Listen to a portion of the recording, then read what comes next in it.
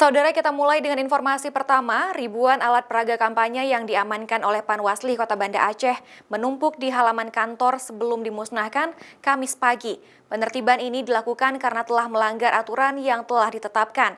Sebelum ditertibkan, Panwasli terlebih dahulu menyurati para pemilik alat peraga kampanye ini. Panitia Pengawas Pemilihan atau Panwasli Kota Banda Aceh terus melakukan pemantauan serta melakukan penertiban alat peraga kampanye yang melarang ketentuan yang dipasang oleh tim sukses pasangan calon maupun calon anggota legislatif menjelang Pileg dan Pilpres di Kota Banda Aceh. Setiap harinya 200 lebih alat peraga kampanye selalu ditertibkan oleh Panitia Pengawas Pemilihan dibantu oleh Satpol PP Kota Banda Aceh.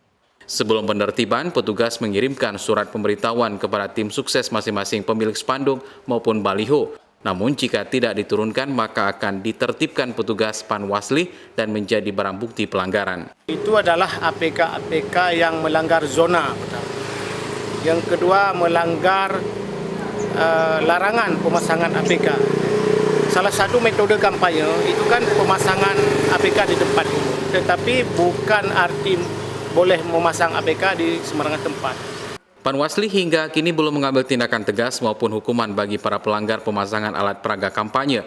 Lokasi pemasangan alat peraga kampanye yang dilarang diantaranya dipasang di trotoar, tempat ibadah, ditempel di pohon, lingkungan sekolah, serta tempat yang dilarang lainnya. Syahril, Kompas TV, Banda Aceh.